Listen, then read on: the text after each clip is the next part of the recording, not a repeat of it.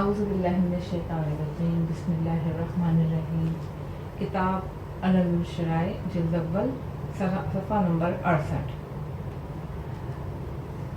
باب 17 ابتدائی نسل کی کیفیت اور اس کا سبب۔ نمبر 1، بیان کیا ہم سے احمد بن حسن بن ولید رضی اللہ تعالیٰ عنہ نے انہوں نے بیان کیا ہم سے احمد بن ادریس و محمد بن یحییٰ طار دونوں نے کہا کہ ہم سے محمد بن احمد بن یحییٰ بن عمران اشری انہوں نے کہا کہ ہم سے احمد بن حسن بن علی بن افطار انہوں نے احمد بن ابراہیم بن عمار انہوں نے ابن نویہ انہوں نے زرارہ انہوں نے فرمایا کہ ایک مرتبہ حضرت امام جعفر صادق علیہ السلام سے روایت کیا کہ ذریت آدم علیہ السلام میں نسل کیسے شروع ہوئی، اس لیے کہ ہمارے یہاں کچھ لوگ رہتے ہیں جو کہتے ہیں کہ اللہ تبارک تعالیٰ نے حضرت ابراہیم کی طرف وہی کی کہ اپنی لڑکیوں کے نکاح اپنے لڑکوں سے کر دیں اور ساری نسل آدم کی اصل جڑواں ہی بھائیوں اور بہنوں سے ہے۔ امام جعفر صادق علیہ السلام نے فرمایا اللہ تعالیٰ اس بات سے کہیں زیادہ پاک اور منزہ ہے اور بلند بالا تر ہے۔ جو شخص یہ کہتا ہے کہ وہ اس کا قائل ہے کہ اللہ تعالیٰ نے اپنے مخلوقات میں اپنے منتخب بندوں کی، اپنے دوست داروں کی، اپنے انبیاء کی، اپنے رسولوں کی، اپنے حجتوں کی، تمام مومنین مومنات کی اور تمام مسلمین مسلمان کی اصل و نسل حرام سے چلائی تو اور اس میں اتنی قدرت نہ تھی کہ وہ ان لوگوں کو حلال پیدا کرے، حالانکہ اس نے اپنے بندوں سے حلال و طاہر و طیب کا عہد و پیمان لیا ہے۔ بے شک تمہیں بھی خبر ہوگی کہ بعض جانوروں نے اپنی بہن کو نہیں پہچانا اور ان سے مباشرت کر بیٹھے، مگر جب انہوں نے معلوم ہوا کہ وہ تو میری بہن تھی تو انہوں نے اپنے عضو تناسل کو نکالا اور اپنے دانت سے کاٹ کر پھینک دیا اور مر گئے۔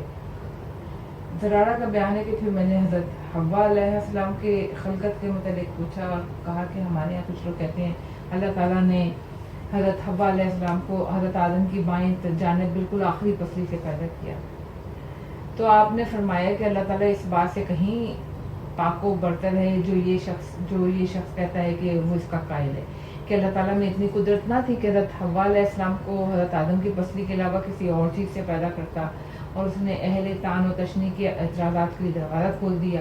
وہ لوگ کہیں گے کہ اگر آدم اپنے پہلو پسلی سے پیدا ہونے والی اور اپنے لڑکوں اور لڑکیوں کے درمیان نکاح کرتے ہیں تو ہمارے اور ان کے لوگوں کے درمیان اللہ کے حکم میں یہ فرق کیسا ہے؟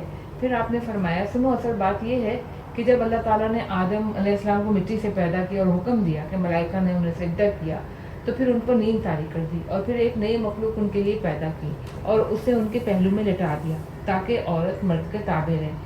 اب یہ نئی مخلوق حوا ان کے پہلو میں کروٹ بدلنے لگی تو حضرت آدم کی آنکھ کھل گئی اور حوا علیہ السلام کو حکم دیا کہ حضرت آدم سے دور ہو جاؤ تو وہ دور ہو گئے۔ جب آدم علیہ السلام نے دیکھا کہ ایک حسین مخلوق ہے اور اس کی صورت بھی ان سے ملتی جلتی ہے مگر یہ کہ وہ عورت ہے تو انہوں نے ان سے گفتگو کی اور حوا علیہ السلام نے ان کی زبان میں ان سے بات کی۔ حضرت آدم علیہ السلام نے ان سے پوچھا کہ تم کون ہو؟ حوا نے کہا میں اللہ کی مخلوق ہوں، اللہ نے مجھے پیدا کیا جیسا کہ آپ مجھے دیکھ رہے ہیں۔ اس وقت آدم نے کہا اے میرے پروردگار، یہ حسین سی مخلوق کون ہے کہ جس کی قربت اور جس کی دید میرے لیے باعث انس ہے؟ اللہ تعالیٰ نے فرمایا یہ میری کنیز حوا ہے، کیا تم چاہتے ہو کہ وہ تمہارے ساتھ رہے، تمہاری مونس بنے، تم سے باتیں کرے، تمہارے حکم کی تعمیل کرے؟ انہوں نے کہا ہاں اے پروردگار، اگر تو نے ایسا کر دیا تو میں جب تک زندہ ہوں تیرا شکر گزار رہوں گا۔ اللہ تعالیٰ نے فرمایا اگر ایسا ہے تو تم اسے درخواست کرو اور پیغام دو، اس لیے کہ وہ میری کنیز ہے اور خواہش نفسان کے لیے مناسب بھی ہے۔ آدم علیہ السلام نے فرمایا کہ اے پروردگار، میں تجھے اس کے لیے پیغام دیتا ہوں، درخواست کرتا ہوں، اب اس میں تیری کیا رضا ہے؟ اللہ تعالیٰ نے فرمایا کہ میری رضا یہ کہ تم اس کو دین کی باتیں سکھاؤ۔ آدم علیہ السلام نے کہا کہ اے پروردگار، اگر تو یہ چاہتا ہے کہ میں اس کے لیے تیار ہوں۔ اللہ تعالیٰ نے فرمایا ہاں یہ میری مشیت بھی یہی ہے، میں نے اس کا نکاح تم سے کر دیا ہے، اب تم اس کو اپنے ساتھ ملا لو۔ یہ سن کر آدم نے حوا علیہ السلام سے کہا ادھر آؤ۔ حوا علیہ السلام نے جواب دیا کہ میں تو وہاں نہیں آؤں گی بلکہ تم ہی ادھر میرے پاس آؤ۔ بس اللہ تعالیٰ نے آدم کو حکم دیا اٹھو اور تم ہی اس کے پاس جاؤ۔ اگر ایسا نہ ہوتا تو عورتیں ہی مردوں کو نکاح کا پیغام دیتی۔ بس یہ ہے حضرت حوا علیہ السلام کا قصہ۔ نمبر 2، مجھے میرے والد رحم اللہ نے بتایا کہ ہم سے محمد بن یحییٰ طار، ان سے حسین بن حسن بن ابان، ان سے محمد بن اورما سے، انہوں نے اوفلی سے، انہوں نے علی بن داؤد یعقوبی، حسن بن مقاتل اور انہوں نے زرارہ اور سے وہ سنی کہ وہ کہتے ہیں کہ ایک مرتبہ حضرت امام جعفر صادق علیہ السلام سے نسل آدم علیہ السلام کی ابتدا کے متعلق سوال کیا گیا کہ وہ کیسے چلی، تو اس لیے کہ ہمارے یہاں لوگ کہتے ہیں کہ اللہ تعالیٰ نے حضرت آدم کو وحی کی کہ تم اپنے لڑکوں کا نکاح اپنی لڑکیوں سے کر دو. یہ سارے انسانوں کی نسل کی وجہ ہی بھائیوں بہنوں کا نکاح ہے.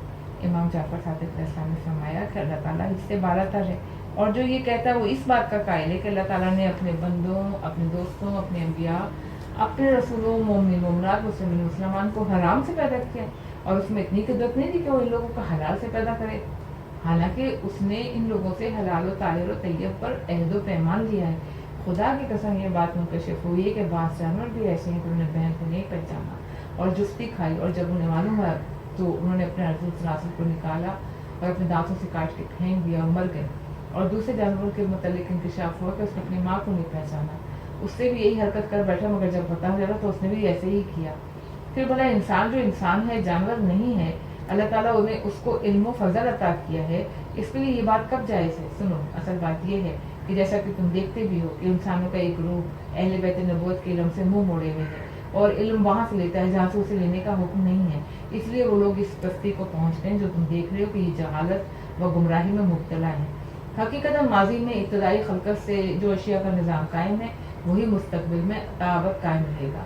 پھر آپ علیہ السلام نے فرمایا ان لوگوں پر افسوس، وہ اس حدیث کو کیوں کھلے ہوئے ہیں جن پر فقہائے اہل عراق کا آپس میں کوئی اختلاف نہیں کہ اللہ تعالیٰ نے حضرت آدم کی خلقت سے 2000 سال پہلے قلم کو حکم دیا جو لوح محفوظ پر جاری ہوا، اور قیامت تک جو ہونے والا ہے اس کو لکھا گیا. اور قلم قدرت نے جو کچھ بھی لوح محفوظ پہ لکھا، جن جن باتوں کو حرام لکھا، اس میں یہ بھی لکھا کہ بہنیں اپنے بھائیوں پر حرام ہیں. اور ہم لوگ ان میں سے 4 کتابوں کو تو اس عالم میں دیکھ ہی رہے ہیں، توریت، زبور، انجیل اور قرآن، جو اللہ نے لوح محفوظ کے اپنے رسولوں پر نازل فرمائی. تو توریت حضرت موسیٰ علیہ السلام پر، زبور حضرت داؤد علیہ السلام پر، انجیل حضرت عیسیٰ علیہ السلام پر، اور قرآن حضرت محمد مصطفیٰ صلی اللہ علیہ وسلم پر. اور ان تمام کتابوں میں یہ چیز کہیں بھی حلال نہیں ہے. میں سچ کہتا ہوں کہ جو لوگ یہ بات اس کے مثل جو یا اس جیسی کوئی بات کرتے ہیں وہ مجوسیوں کی دلیلوں کو تقویت دیتے ہیں. اللہ ان کو موت دے، ان لوگوں کو کیا ہو گیا. پھر آپ نے بتانا شروع کیا کہ حضرت آدم کی نسل ابتدا کیوں کر ہوئی. آپ نے فرمایا کہ حضرت آدم کی اولاد 70 پیٹوں سے ہوئی، اور ہر پیٹ سے ایک لڑکا اور ایک لڑکی پیدا ہوتی، یہاں تک کہ حابل قتل ہو گئے. اور جب قابل نے حابل کو قتل کیا تو حضرت آدم کو حابل کے قتل کا بہت غم ہوا. اس غم سے انہوں نے عورت کے پاس جانا چھوڑ دیا اور 500 سال تک حضرت حوا سے علیہ السلام سے کنار کش رہے. اس کے بعد جب غم دور ہوا تو حضرت حوا علیہ السلام سے مباشرت فرمائی. اللہ تعالیٰ نے ان کو شیش عطا فرمائے. ان کے ساتھ کوئی اور پیدا نہیں ہوا. شیش کا نام ہی مطلب ہی یہ ہبت اللہ ہے. انسانوں میں یہ پہلے وسیع ہیں روئے زمین پر. پھر شیش کے بعد دوسری مرتبہ کے پیٹ سے یافس پیدا ہوئے، اور وہ بھی تنہائی پیدا ہوئے، ان کے ساتھ کوئی نہیں پیدا ہوا. پھر جب یہ دونوں بڑے اور بالغ ہوئے، اللہ نے چاہا کہ ان کی نسل بڑھے، اور چونکہ قلم و قدرت سے لوح محفوظ پر لکھا جا چکا تھا کہ بھائی پر بہن حرام ہے، لہذا اللہ نے پنجشنبہ کے دن بعد اثر ایک حوریہ نازل کی. اس کا نام تھا نزلہ. اللہ تعالیٰ نے آدم علیہ السلام کو حکم دیا کہ اس کا نکاح شیش سے کر دو. اس کے بعد دوسرے دن بعد اثر ایک حوریہ نازل کی، اس کا نام تھا منزلہ. اللہ تعالیٰ نے حضرت آدم کو حکم دیا کہ اس کا نکاح یافس سے کر دو. اب شیش سے ایک لڑکا پیدا ہوا اور یافس سے ایک لڑکی پیدا ہوئی. جب دونوں جوان ہوئے تو اللہ تعالیٰ نے آدم کو حکم دیا کہ یافس کی لڑکی کا نکاح شیش کے لڑکے سے کر دو. حضرت آدم نے ایسے ہی کیا. پھر ان دونوں کی ہی نسل سے اللہ کے مختلف انبیاء و مرسلین پیدا ہوئے. اور جو لوگ یہ کہتے ہیں کہ بھائی بہن سے شادی ہوئی، اس سے سب پیدا ہوا. پناہ بخدا معاذ اللہ. صفحہ 71 باب 18. محمد بن بحر شعبان المعروف درہنی نے اپنی کتاب میں تحریر کیا کہ انبیاء مرسلین و ائمہ طاہرین و حجت اللہ کو ملائکہ سے افضل سمجھنے والے کیا کہتے ہیں. نمبر 1، انبیاء مرسلین و حجت الہی و ائمہ کو ملائکہ سے افضل سمجھنے والے یہ کہتے ہیں کہ ہم نے تمام مخلوقات خداوندی پر نظر ڈالی تو یہ دیکھا کہ اشیاء میں سے کچھ طبعاً و اختیاراً اعلیٰ ہیں اور کچھ مجبوراً و اضطراراً اعلیٰ ہو گئی ہیں، اور کچھ طبعاً و اختیاراً پست ہیں، یا کچھ مجبوراً و اضطراراً پست ہو گئی ہیں. لہٰذا بالاجماع اشیاء 3 قسم کی ہیں: حیوان، نباتات اور جمادات، یا پھر گردش کرنے والے آسمان جو کہ بصنع ہے، جس طرح اس کے بنانے والے نے بنا دیا اس پر گردش کر رہے. پھر ان لوگوں نے ان اشیاء کی ان 3 قسموں کو دیکھا کہ یہ مافوق کی نوع ہیں مگر ماتحت کے لیے جنس کی حیثیت رکھتی ہیں، اور یہ بھی معلوم ہوا کہ ان تینوں میں حیوانات سب سے اعلیٰ ہیں، اور حیوانات کی رفعت ان کے بنانے والے کی حکمت و ترتیب کی مرہون منت ہے۔ ان کے لیے نباتات کو غذا بنایا، اگر بیمار پڑ جائیں تو انہی نباتات کو ان کے لیے دوا بھی بنایا اور اسی میں ان کے لیے شفا رکھ دی۔ بس پاک ہے وہ رب جس نے اپنی حکمت سے کتنی اچھی ترتیب و تدبیر کر دی کہ یہ رفیع درجہ حیوانات اپنے ماتحت کی نوع کو اپنے لیے غذا بنائیں اور گرمی و سردی سے بچنے کے لیے انہیں بطور پوشاک استعمال کریں اور اسی انداز پر تاحیات بسر کرتے رہے۔ اور جماعت کو اللہ نے ان کے لیے مرکز بنایا، اس کو حیوانات کے لیے چراگاہ، گھر، گھونسلہ، مقام جمع، کارخانے اور وطن قرار دیا اور اسے کہیں ہموار کہیں نہ ہموار، کہیں بلند اور کہیں پست کر دیا۔ وہ اس لیے کہ ان سب کی حیوان کو احتیاج ہے کہ وہ کہیں بلندی سے فائدہ اٹھائیں، کہیں پستی سے، کچھ حصہ خشکی کا بنائیں، کچھ طریقہ، تاکہ حیوانات حسب ضرورت اس سے فائدہ اٹھائیں اور یہ مرکز ان کی تصحیح و تعلیف میں بھی استعمال ہوگا۔ لوگ کہتے ہیں کہ پھر ہم نے نظر ڈالی کہ اللہ تعالیٰ نے روح و نمود جسم سے جس کو مرکب کیا ہے اس کو اعلیٰ اور رفع بنایا ان چیزوں سے جنہیں صرف نمو اور جسم ہے۔ پھر دیکھا کہ ان حیوانات کی بھی دو قسم ہیں، ناطق اور غیر ناطق۔ اس نطق و بیان کے ذریعے اسے ناطق اور غیر ناطق کے درمیان فرق کر دیا، ناطق کو غیر ناطق پر فضیلت عطا کی۔ اب ناطق کی بھی دو قسمیں ہیں، ایک حجت الہی اور دوسری محجوج یعنی جن لوگوں پر ان کو محجت بنایا ہو۔ اللہ نے حجت کو محجوج سے اعلیٰ قرار دیا اس لیے کہ اپنی حجت کو اس نے علم علوی سے نوازا اور محجوج کو اس سے محروم رکھا۔ چونکہ وہ علم علوی و لدنی سے مخصوص ہے اس لیے اس کو معلم بنایا اور اللہ نے اپنی حجت کو خود علم دیا تاکہ وہ مخلوق میں کسی اور کے علم کا محتاج نہ رہے۔ اس میں بھی بعض حجت بعض سے بلند درجہ رکھتی ہیں۔ وہ لوگ کہتے ہیں کہ پھر ہم نے نظر ڈالتے ہیں کہ اصل پر یعنی آدم پر تو دیکھتے ہیں کہ اللہ تعالیٰ نے اپنی ان تمام روحانی و مادی مخلوقات پر جو ان سے پہلے پیدا ہوئے انہیں فضیلت عطا کی، انہیں وہ علم دیا، انہیں فہم دیا جو کہ نہ ان سے پہلے کسی کو دیا تھا نہ بعد میں کسی کو دیا۔ اس علم کو ان کی میراث بنا دیا تاکہ نسل در نسل ان کی حجت قائم رہے۔ پھر اللہ تعالیٰ نے حضرت آدم کی قدر و منزلت کو اور بڑھانے کے لیے ان کو ملائکہ پر اپنی حجت بنایا، پھر آزمائش کے لیے انہیں سجدہ کرنے کا حکم دیا۔ اور ظاہر ہے کہ جس کو سجدہ کیا جائے وہ اعلیٰ ہوگا اس سے جس کو سجدہ کرایا جا رہا ہے۔ کیا تم نہیں دیکھتے کہ اس سجدے سے جس نے انکار کیا اس پر کس طرح سے لعنت کی گئی اور دوستوں کی فہرست سے نکال کر دشمنوں کی فہرست میں شامل کر دیا؟ پھر ہم دیکھتے ہیں کہ یہ جو فضیلت اللہ تعالیٰ نے حضرت آدم کو عطا کی ہے وہ اس علم کے بنا پر ہے جو اللہ تعالیٰ نے حضرت آدم کو عطا کیا ہے۔ اس نے آدم کو اسماء کی تعلیم دی اور ان پر اشیاء کی حقیقت واضح کر دی، اور یہ چیز اس نے کسی کو نہیں دی، اس لیے اپنے علم کی بنا پر وہ ان لوگوں میں فوقیت لے گئے جن کو یہ علم نہ تھا۔ بس اللہ تعالیٰ نے حکم دیا کہ ان ملائکہ سے تنہا سوال کرو تاکہ وہ بھی دیکھ لیں کہ علم کی قدر و منزلت کیا ہے۔ ہمیں یہ بھی معلوم ہے کہ ملائکہ سے جو سوال ہوا ان کی طاقت سے باہر تھا، اللہ تعالیٰ کسی کو اس کی طاقت سے زیادہ تکلیف نہیں دیتا، تو اس کا جواب یہ ہے کہ سوال تنبیہ کے لیے تھا، تکلیف دینا مقصود نہیں تھا۔ اور چونکہ ان میں جواب کی طاقت نہ تھی اس سے معلوم ہوا کہ یہ سوال صرف اس لیے تھا کہ وہ اپنی لا علمی کا اظہار کریں، حضرت آدم کی فضیلت کو تسلیم کریں، یہ کہہ کر کہ لا علم لنا الا ما علمتنا، ہمیں تو کوئی علم نہیں سوائے اس کے جو تم نے ہمیں سکھایا۔ سورہ بقرہ آیت نمبر 32۔ پھر اللہ تعالیٰ نے حضرت آدم علیہ السلام کو ملائکہ کا معلم بنا دیا اور یہ کہہ کے کہ انبئہم یعنی انباء الف نون بے الف حمزہ، یہ نبا سے نکلا ہے، نون بے الف حمزہ، جس کے معنی تعلیم کے ہیں۔ تو حضرت آدم علیہ السلام کو حکم دیا کہ ان کو تعلیم دیں اور آگاہ کریں۔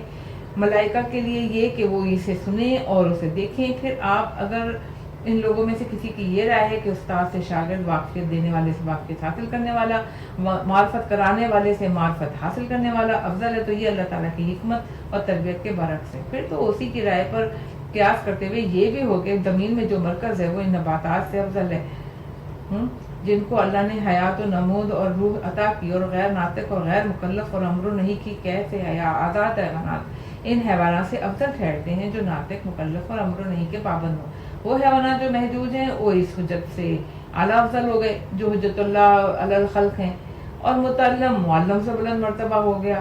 حالانکہ حضرت تعالیٰ نے حضرت آدم علیہ السلام کو تمام روحانی جسمانی مخلوق پر حجت قرار دیا، ان لوگوں کو جن کی حجت میں اولیت حاصل ہے۔ चुनाच हबीब इब्न मज़ाहर असदी अल्लाह उनके चेहरे को रोशन रखे से रवायत है कि उन्होंने हज़रत इमाम हुसैन अलैहिस्सलाम इब्न अबी तालिब अलैहिस्सलाम अली इब्न अबी तालिब अलैहिस्सलाम से दरियाफ्त किया कि हज़रत आदम अलैहिस्सलाम के पैदा होने से पहले आप लोग क्या थे। तो आप अलैहिस्सलाम ने फरमाया कि हम लोग अशबाह नूर यानी नूर के जिस्म थे और अर्श रहमान के गिर्द तवाफ़ किया करते थे, मलाइका को तस्बीह और तहलील और तमजीद की तालीम देते थे। मलाइका को अफजल और बरतर समझने वाले ये कहते हैं कि मखलूक़ात ख्वाह रूहानी हो या जिस्मानी, उनकी फजीलत का दारोमदार तकर्रुब इलाही और रिफ़त आला और बुलंदी पर है। इस सिलसिले में अल्लाह ताला ने मलाइका की जैसी तारीफ़ की है वो किसी की नहीं की। फिर अल्लाह ताला ने मलाइका की अताअत की भी तारीफ़ की कि ला यासूनल्लाह मा अमरहुम व यफ़अलूना मा युअमरून। अल्लाह ताला की किसी बात में जिसका उसने हुक्म दिया नाफरमानी नहीं करते और जिस बात का उन्हें हुक्म दिया जाता है उसे बजा लाते हैं। सूरह तहरीम आयत नंबर 6। फिर इनका महल मुकाम मलकूत आला को करार दिया। फिर मलाइका के पास अल्लाह की तौहीद के दलाइल और बराहीन भी बहुत ज़्यादा हैं और जब ऐसा है तो उन्हें तकर्रुब इलाही की ज़्यादा और खालिक की मार्फत भी बालतर होगी। नहीं तो ये भी कहते हैं कि हम देखते हैं कि वो गुनाह और अयूब जो जहन्नम में पहुंचाने का सबब बनते हैं वो सब इन अफराद में हैं जिनको तुम इन अफराद पर फजीलत देते हो, जिनकी अताअत का अल्लाह ताला ने हुक्म दिया। फिर ये कैसे जायज़ है कि वो अफराद जिनमें हर तरह के ऐब हैं, जो हर तरह के गुनाहों से आलूदा हैं, उनको उन अफराद पे फजीलत दी जाए जिनमें कोई ऐब नहीं है, उनसे गुनाह कबीरा या सगीरा कोई सादर नहीं होता। तो अम्बिया और हुज्जत हाय इलाही को अफजल समझने वाले इसका जवाब ये देते हैं कि हम पूरी जिन्स पर फजीलत नहीं देते हैं, यानी इस जिन्स की एक नौ को दूसरी जिन्स की एक नौ पर फजीलत ज़रूर देते हैं। और जिस तरह से सारे मलाइका इबलीस और हारूत मारूत के माने नहीं है, इस तरह से सारे इंसान फ़िरौन और शयातीन जो बशक्ल इंसान हैं और हराम कामों में मुलव्वस और गुनाहों में आलूदा हैं, उनके माने नहीं है। और आप लोगों ने जो तकर्रुब इलाही की बात की है तो उससे अगर आपकी मुराद कुर्ब मुसाफत है तो अल्लाह ताला इससे कहीं आला और अरफा है। और अम्बिया और हुज्जतों में ऐसे अफराद भी हैं जो अपने अपने आमाल और सालिहात और हसनात और पाक नियतियों की वजह से सारी मखलूक में अल्लाह के ज़्यादा करीब हैं और अल्लाह से कुर्ब बहुत मुसाफिर तशबीह के तौर पर है। अल्लाह इससे पाक व मुनज़्ज़ा है। अब रह गई बात अयूब व ज़ुनूब की, तो अल्लाह ताला ने हर अम्र नहीं व ज़ुनूब व मासी के असलूब बताए और तमाम अव्वलीन और आखरीन के गुनाहगारों के गुनाहों के का असल सबब इबलीस और उसके गुरूह को बताया और कहा है कि ये इबलीस तमाम शयातीन का सरदार है जो खालिक की नाफरमानी की दावत देता है, दिलों में वसवसा पैदा करता है, अपने मुतबईन के सामने गुनाहों को अच्छी तरह चीज़ बनाकर पेश करता है। लोग इसकी बात मान लेते हैं और तुग़यान और सरकशी पर माइल हो जाते हैं। और अल्लाह ताला ने इस मलून को इस दारे इम्तहान में लोगों की आजमाइश के लिए मोहलत दे रखी है, मगर इसके बावजूद कितनी अम्बिया की ज़ुर्रियतें अल्लाह ताला की अताअत में सुरखरू और मासियत से दूर हैं। लेकिन यही इब्लिस मलून जो इंसान की आजमाइश के लिए हमेशा से काम कर रहा है, अगर इसको मलाइका की आजमाइश के लिए छोड़ दिया जाता तो उनमें भी मासी की कसरत और अताअत की किल्लत हो जाती, बशर्ते कि इनमें मासी के तमाम आलात पैदा कर दिए जाते। चुनांचे हमने देखा है कि मलाइका में से चंद को आलात शहवत दिए गए, उनको अमर नहीं व नेकोबत की आजमाइश में मुब्तला किया गया, तो वो कैसे धोखा खा गए। इस मलून की बात मान ली और अल्लाह से इतने दूर हो गए कि इतना दूर कोई नबी या कोई हुज्जत खुदा नहीं हुआ।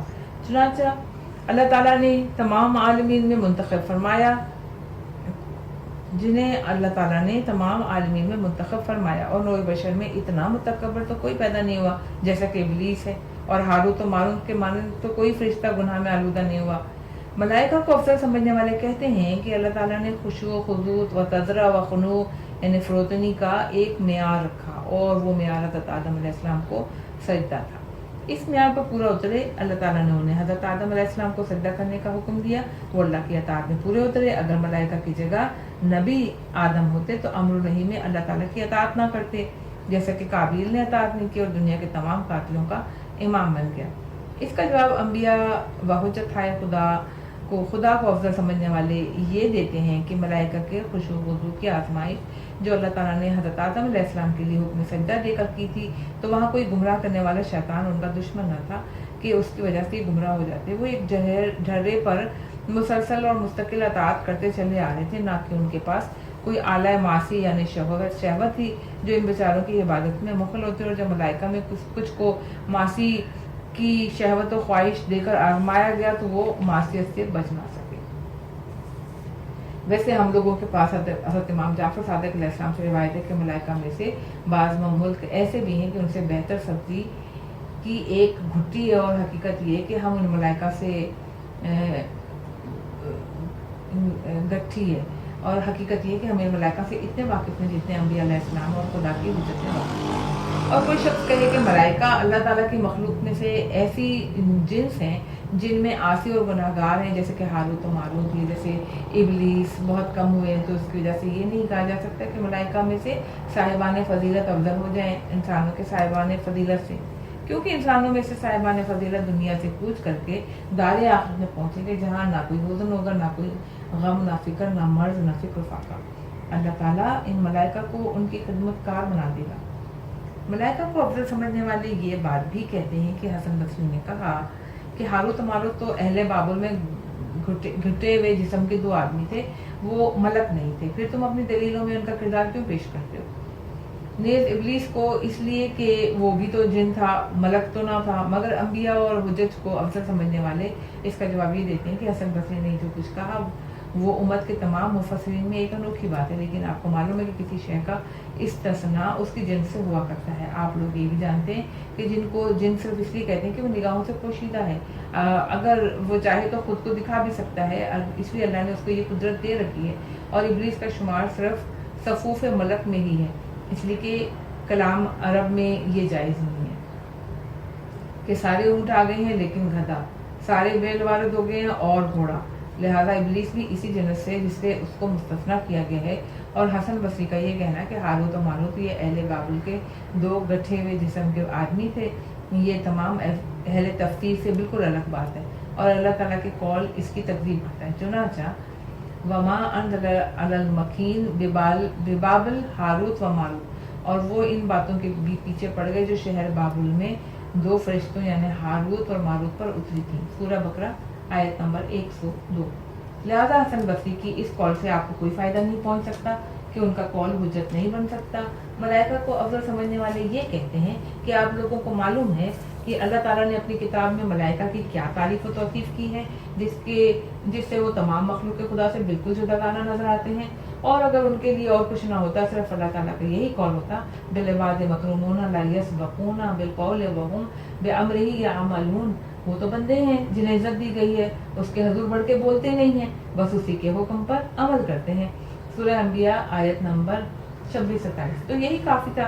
इस पर अंबिया और अल्लाह की हुज्जतों को अफजल समझने वाले ये कहते हैं कि अगर हम इख्तिसार को तर्क कर दें और कुरान मजीद से आयात को तलाश करके पेश करें जिनमें अल्लाह ताला ने अपने अंबिया और हुज्जत की तारीफ़ और तौसीफ़ पेश की है, तो उसकी फहरिस्त बहुत तवील हो जाएगी। मगर यहाँ हमने सिर्फ अकली और नजरी दलीलों को पेश किया है और बताया कि अल्लाह ताला ने अपनी मखलूक़ात में क्या तरतीब रखी है कि इसने ज़मीन को नबातात से पस्त, खल्क और नबातात को उससे आला और ऊंचा मुकाम दिया, उसको ज़मीन से अफजल बनाया, नबातात को हैवानात से पस्त बनाया और हैवानात को नबातात से आला अफजल बनाया, गैर नातिक हैवानात को नातिक हैवानात से पस्त बनाया और नातिक हैवानात को गैर नातिक हैवानात से अफजल बनाया, हैवानात नातिक व जाहिल को हैवानात नातिक व आलम से पस्त बनाया और हैवानात नातिक व आलम को हैवानात नातिक व जाहिल से अफजल बनाया, हैवानात नातिक व आलम व महजूज को हैवानात नातिक व आलम व हुज्जतुल्लाह से पस्त बनाया। इसी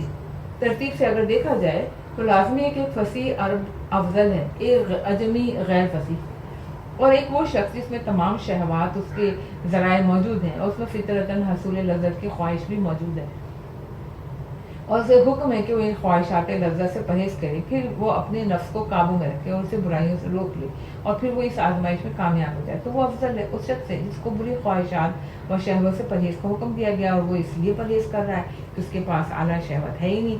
फिर इस जिन्स की भी दो किस्में हैं, एक हुज्जत मुनजानिब अल्लाह और दूसरी महजूज, यानी जिस पर अल्लाह की तरफ से कोई हुज्जत बनकर आया हो, तो वो फिर हुज्जत अफजल है अपने महजूज से। अब ज़रा आदम बशर अव्वल को देख लें, उन पर अपने मलाइका में कोई भी हुज्जत ना था, बल्कि हज़रत आदम ही तमाम मलाइका पर हुज्जत थे। अल्लाह ने इनको मलाइका पर फजीलत दी थी, इन्हें वो इल्म दिया था जो किसी दूसरे को नहीं दिया, उन्हें खसूसी तालीम दी गई थी ताकि मलाइका को मालूम हो जाए कि ये अल्लाह का मखसूस है। लिहाजा जो अल्लाह का मखसूस तालीम याफ्ता है वो गैर मखसूस से यकीनन अफजल है। ये तरतीब हिकमत इलाही की तरफ से है, जो इस तरतीब के खिलाफ सोचेगा वो मजहब का दुश्मन और मुल्हद है। ये सारा फजल व शरफ हज़रत मोहम्मद सल्लल्लाहु अलैहि वसल्लम पर पहुँच कर ख़त्म हुआ। اسی لیے وہ حضرت آدم اور جمیع انبیاء کے وارث ہیں، اس لیے بھی کہ اللہ تعالیٰ نے ان کو منتخب فرمایا ہے، جس کا ذکر قرآن مجید میں ہے کہ ان اللہ اصطفیٰ آدم و نوحًا وعلی آل عمران علی العالمین، خدا نے آدم علیہ السلام اور نوح علیہ السلام اور خاندان ابراہیم اور خاندان عمران کو تمام جہان سے کے لوگوں میں منتخب فرما دیا۔ سورہ آل عمران آیت نمبر 33۔ بس محمد صلی اللہ علیہ وسلم آل ابراہیم میں خالص اور منتخب و نجیب النجبہ ہیں، آل ابراہیم علیہ السلام میں سب سے بہتر ہیں۔ اللہ تعالیٰ کے اس قول کے مطابق ذریۃ بعضھا من بعض، ان میں سے بعض کی اولاد تھے۔ سورہ آل عمران آیت نمبر 34۔ اللہ جل جلالہ نے تمام روحانی جسمانی مخلوقات میں حضرت آدم کو اپنی زمینی خلافت کے لیے منتخب فرمایا۔ اللہ کے لیے حمد اور محمد صلی اللہ علیہ وسلم کے لیے درود۔ اللہ ہمارے لیے اللہ کافی اور بہترین وکیل ہے۔ اس کتاب کے مصنف علیہ رحمہ فرماتے ہیں کہ میں نے بہتر سمجھا کہ ساری بحث اس کتاب میں تحریر کروں، مگر میں ابلیس کے متعلق اس کا قائل نہیں ہوں کہ وہ ملائکہ میں سے تھا، بلکہ وہ جنوں میں سے تھا۔ ملائکہ کے ساتھ اللہ کی عبادت کرتا تھا۔ نیز ہاروت و ماروت کے دو فرشتے تھے، ان کے متعلق اہل حشر لوگوں کا جو قول ہے وہ میرا نہیں ہے، بلکہ میرے نزدیک وہ معصوم فرشتوں میں سے تھے۔ مثلاً چنانچہ مندرجہ ذیل آیت کا مطلب یہی ہے کہ جب انہوں نے کہا تھا کہ اور ان حضلیات کے پیچھے لگ گئے جو سلیمان علیہ السلام کے عہد میں شیاطین پڑھتے تھے، اور سلیمان نے مطلب کفر کی بات نہیں کی تھی، بلکہ شیطان ہی کفر کرتے تھے کہ لوگوں کو جادو سکھاتے، اور ان لوگوں کی ان باتوں کے بھی پیچھے پڑ گئے جو شہر بابل میں دو فرشتوں پر اتری تھی۔ سورہ بقرہ آیت نمبر 102۔ اور میں نے اس کے متعلق ایک حدیث کتاب عیون اخبار رضا میں بھی تحریر کر دی ہے۔ صفحہ 76، باب 19۔ وہ سبب جس کی بنا پر حضرت ادریس علیہ السلام کا نام ادریس رکھا گیا۔ خبر دی ہم کو ابو عبداللہ محمد بن شاہران بن احمد بن عثمان بردواری نے کہ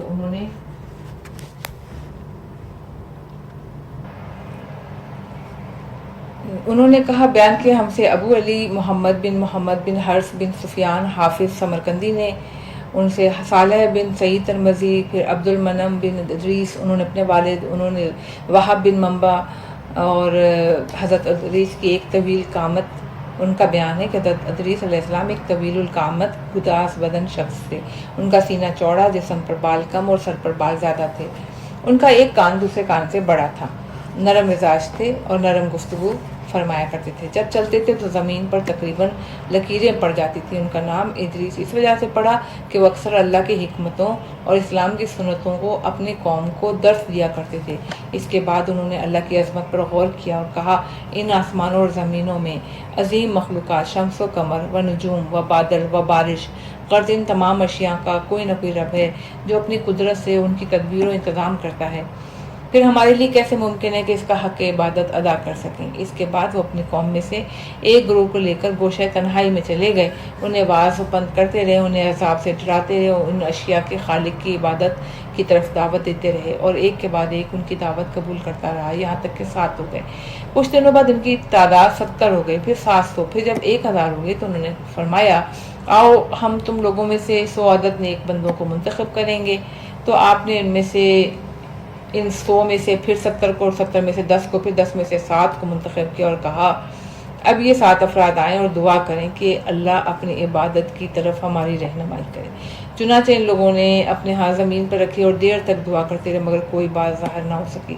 پھر اپنے ہاتھ آسمان کی طرف بلند کیے تو اللہ تعالیٰ نے حضرت ادریس علیہ السلام پر وحی فرمائی، اور ان کے ساتھ جو بھی ایمان لائے تھے ان کو اپنی عبادت کی طرف رہنمائی کی۔ چنانچہ وہ لوگ مسلسل اللہ کی عبادت کرتے رہے، اس کی عبادت میں کسی دوسرے کو شریک نہیں کیا، یہاں تک کہ اللہ تعالیٰ نے حضرت ادریس علیہ السلام کو آسمان پر اٹھا لیا، اور اس کے بعد جو لوگ ان کے دین کے تابع تھے وہ چند افراد کے سب منحرف ہو گئے اور آپس میں اختلاف پڑا، اور نئی نئی باتیں اور بدعتیں شروع ہو گئی، یہاں تک کہ حضرت نوح کا زمانہ آ گیا۔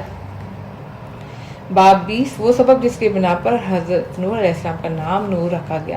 نمبر 1، میرے والد رضی اللہ تعالیٰ عنہ نے ہم سے بیان کیا، انہوں نے سعد بن عبداللہ، پھر احمد بن محمد بن عیسیٰ، انہوں نے عباس معروف، انہوں نے علی بن مہزیار، انہوں نے احمد بن حسن میثمی، انہوں نے ایک اور شخص سے حضرت امام جعفر صادق علیہ السلام سے روایت ہوئی کہ آپ نے فرمایا کہ حضرت نوح علیہ السلام کا اصل نام عبد الغفار تھا۔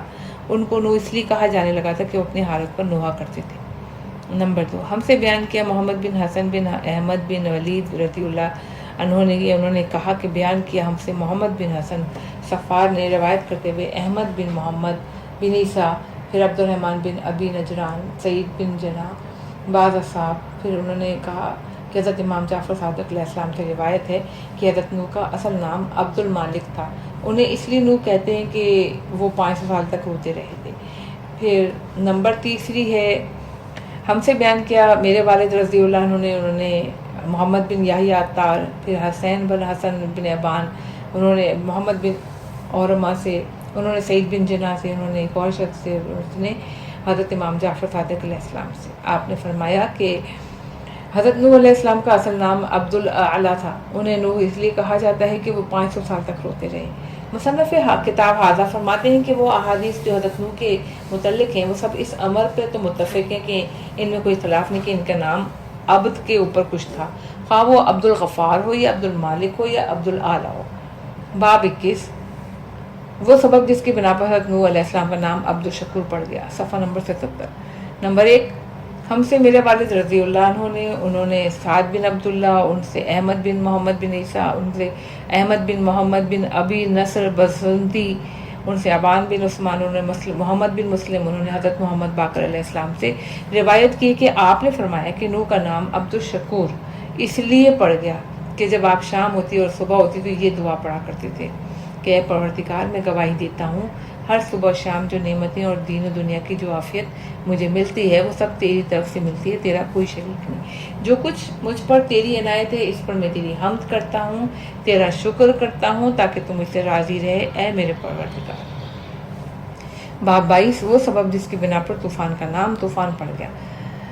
नंबर 1, हमें बताया अब्दुल्ला बिन मोहम्मद बिन शाहजान बिन अहमद बिन उस्मान बरवाज़ी, उन्होंने अबू अली मोहम्मद बिन हर्ष बिन सुफियान हाफिज़ समरकंदी, उनसे साले बिन सईद तिरमज़ी, उनसे अब्दुल मनम बिन इदरीस से, उन्होंने अपने वालिद से, उन्होंने वहाब बिन मनबा से उन्होंने बयान किया है कि अहले किताब ये कहते हैं कि इब्लीस ज़माने तूफ़ान में फ़िज़ा के अंदर आबाद हो गया और ज़मीन आसमान के दरमियान अल्लाह ताला की अता करता क़ुव्वत और तदबीर के ज़रिए उड़ता फिरता था और वो अपने ज़माने में लश्कर तैयार कर रहा था।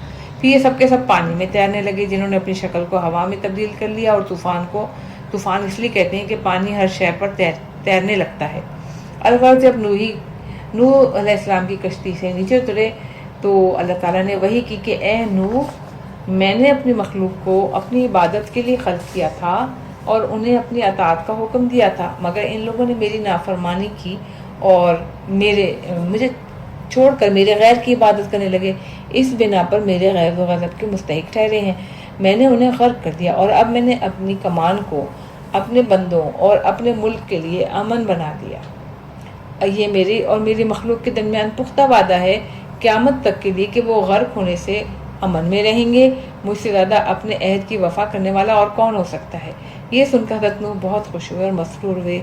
इस कौस में उस वक्त तक तेज़ तीर भी थी और ज़रा भी थी। फिर अल्लाह ने तीर और ज़रा को कौस से जुदा किया और कौस अल्लाह के बंदों अल्लाह के मुल्क के लिए अमन की निशानी बन गई।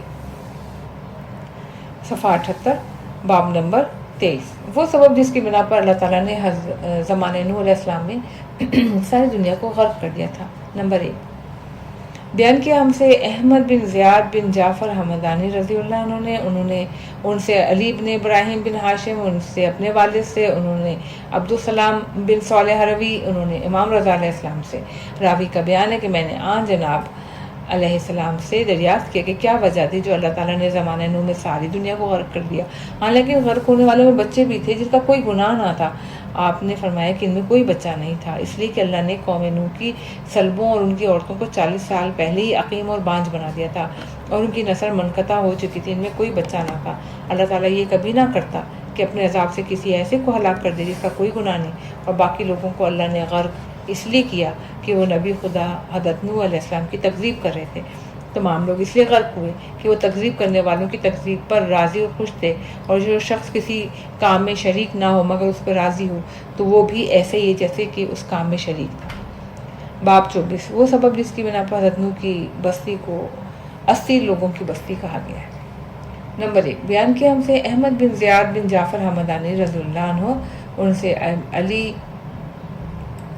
علی بن ابراہیم بن ہاشم، انہوں نے اپنے والد سے، انہوں نے عبدالسلام بن صالح حروی سے، انہوں نے امام رضا علیہ السلام نے ارشاد فرمایا کہ حضرت نوح علیہ السلام اپنے سفینے سے نیچے زمین پر اترے تو وہ اور ان کی اولادیں اور ان کے متبعین سب مل کر 80 افراد بنتے تھے۔ یہاں یہ لوگ اترے، وہاں پر ایک بستی آباد کی، اس لیے اس بستی کو 80 لوگوں کی بستی کہا جاتا ہے۔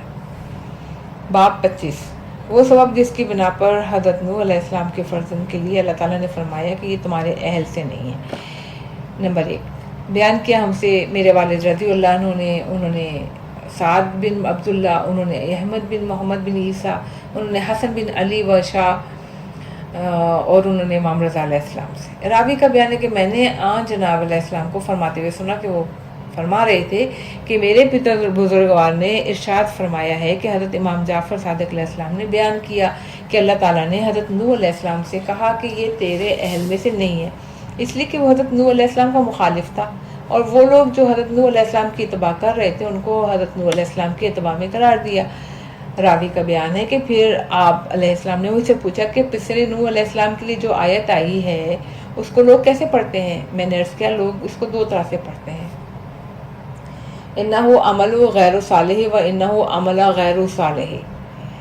تو آپ نے فرمایا کہ یہ لوگ غلط پڑھتے ہیں، یہ حضرت نوح علیہ السلام کا ہی فرزند تھا، مگر جب اس نے دین میں حضرت نوح علیہ السلام کی مخالفت کی تو اللہ تعالیٰ نے اس کے اہل ہونے کی نفی کر دی۔ باب 26 وہ سبب جس کی بنا پر نجف کا نام نجف رکھا گیا ہے۔ ہم سے بیان کیا علی بن احمد بن محمد رضی اللہ عنہ نے، انہوں نے بیان کیا محمد بن ابی عبداللہ کوفی، پھر ان سے موسیٰ بن عمران نخعی، اور انہوں نے چچا حسن بن یزید نوفلی، انہوں نے علی بن ابی حمزہ، انہوں نے ابی نعیم، انہوں نے امام جعفر صادق علیہ السلام سے۔ آپ نے فرمایا کہ نجف میں پہلے ایک پہاڑ تھا، یہ وہی پہاڑ تھا جس کے لیے فرزند نوح نے کہا تھا کہ میں پہاڑ پہ چڑھ جاؤں گا، وہ مجھے پانی میں ڈوبنے سے بچا لے گا، اور روئے زمین پر اس سے بڑا کوئی پہاڑ نہیں تھا۔ بس پسر نوح نے کہا کہ تو اللہ نے پہاڑ کی طرف وحی کی کہ اے پہاڑ، کیا تیرے ذریعے یہ میرے عذاب سے بچے گا؟ یہ سن کر پہاڑ ریزہ ریزہ ہو کر کربلا اور شام کی طرف ریت بن کر پھیل گیا۔ اس کے بعد وہ ایک بڑا سمندر بن گیا، اس کا نام بحر نی یعنی چربی کا سمندر ہے۔ اس کے بعد وہ نجف یعنی خشک ہو گیا اور نی جف کرانے لگا۔ پہلے نی کہلا رہا تھا، پھر نی جف کہلا رہا ہے یعنی خشک ہو گیا، وہ نجف کہلانے لگا اور پھر لوگ اسے نجف کہنے لگے۔ پھر کچھ دنوں بعد نی جف کو مشہور ہو گیا نجف کے نام سے، کیونکہ اس کو بولنا آسان تھا۔ باب 27 وہ سبب جس کی بنا پر حضرت نوح علیہ السلام نے اللہ تعالیٰ سے عرض کیا کہ اگر ان لوگوں کو چھوڑ دیا گیا تو یہ تیرے بندوں کو گمراہ کر دیں گے اور ان سے سوائے فاجر اور کافر کے کوئی پیدا نہ ہوگا۔ بیان کیا ہم سے محمد بن حسن بن احمد بن ولید رضی اللہ عنہ نے، انہوں نے کہا بیان کیا ہم سے محمد بن حسن صفار نے روایت کیا احمد بن محمد بن عیسیٰ سے، انہوں نے محمد بن اسماعیل سے، انہوں نے حنان بن شدیر، انہوں نے والد سے روایت کی۔ راوی کا بیان ہے کہ میں نے ایک مرتبہ حضرت امام محمد باقر علیہ السلام سے عرض کیا کہ آپ نے دیکھا کہ حضرت نوح علیہ السلام نے اپنی قوم کے لیے بدعا کی تو کہا کہ رب لا تذر علی الارض من الکافرین دیارا انک ان تذرہم یضلوا عبادک ولا یلدوا الا فاجرا کفارا، اے میرے پروردگار کافروں میں سے کسی بسنے والے کو نہ چھوڑ، اگر تو انہیں چھوڑ دے گا تو یقیناً یہ تیرے بندوں کو گمراہ کریں گے۔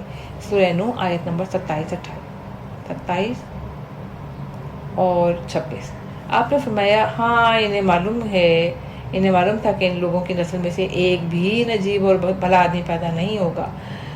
راوی کہتا ہے میں نے عرض کیا حضرت نوح علیہ السلام کو کہ آپ کو اس کا کیسے علم تھا ان کو، حضرت نوح کو؟ تو آپ نے فرمایا اللہ تعالیٰ نے حضرت نوح علیہ السلام کو وحی کر دی تھی کہ تمہاری قوم میں سے جو ایمان لا چکے ہیں وہ لا چکے ہیں، اب مزید ان میں کوئی ایمان نہ لائے گا۔ تو اس وقت حضرت نوح علیہ السلام نے ان کو یہ بدعا کی تھی۔ صفحہ 80 باب 28 وہ سبب جس کی بنا پر لوگوں میں سوڈانی، ترک و سکالبہ و یاجوج اور ماجوج پیدا ہو گئے۔ نمبر 1 بیان کیا ہم سے علی بن احمد بن محمد رضی اللہ عنہ نے، انہوں نے محمد بن ابی بکر عبداللہ کوفی، انہوں نے سہل بن زیاد، عبدالعظیم بن عبداللہ حسنی نے، میں نے حضرت امام علی نقی کو بیان کرتے ہوئے سنا کہ حضرت نوح علیہ السلام 2500 سال زندہ رہے، ایک دن وہ اپنے سفینے میں سو رہے تھے کہ ہوا کا جھونکا آیا اور آپ کی شرمگاہ سے کپڑا ہٹ گیا۔ یہ دیکھ کر حام و یافس ہنسنے لگے تو سام علیہ السلام نے انہیں جھڑکا اور ہنسنے سے منع کیا، اور ہوا کے جھونکے سے جب بھی کپڑا ہٹتا سام اس کو برابر کر دیتے، مگر حام اور یافس اس کپڑے کو پھر ہٹا دیتے۔ اس اصطلاح میں حضرت نوح علیہ السلام کی آنکھ کھل گئی اور دیکھا کہ وہ دونوں ہنس رہے ہیں۔ پوچھا کیا بات ہے؟ تو سامنے سب واقعہ بتایا۔ یہ سن کر حضرت نوح علیہ السلام نے اپنے ہاتھ آسمان کی طرف بلند کیے اور یہ دعا کرنے لگے کہ پروردگار حام کے سلب کے پانی کو ایسا بدل دے کہ اس سے صرف سوڈانی یعنی حبشی پیدا ہو، اور پروردگار یافس کے سلب کے پانی کو بھی متغیر کر دے۔ تو اب جتنے بھی حبشی ہیں اور جہاں بھی ہیں وہ حام کی نسل سے ہیں، اور جتنے بھی ترک و سکالبا یا یاجوج ماجوج ہیں اور چینی ہیں وہ سب یافس کی نسل سے ہیں اور جہاں بھی ہیں، اور ان کے علاوہ جتنے گورے ہیں وہ سام کی نسل سے ہیں۔ اور حضرت نوح علیہ السلام نے حام اور یافس سے یہ بھی کہا کہ جاؤ، اللہ تعالیٰ نے تم دونوں کی نسل کو سام کی نسل کا غلام بنا دیا قیامت تک کے لیے، اس لیے کہ سام نے میرے ساتھ نیکی کی اور تم دونوں نے میرے ساتھ نافرمانی کی۔ اب رہتی دنیا تک تم دونوں کی نافرمانی کا اثر تمہاری ذریت میں، اور سام کی فرما برداری کا اثر و نیکی کا اثر اس کی ذریت میں رہے گا۔ باب 29، وہ سبب جس کی بنا پر اللہ تعالیٰ نے انبیاء کے لیے زراعت اور گلابانی کو پسند فرمایا ہے۔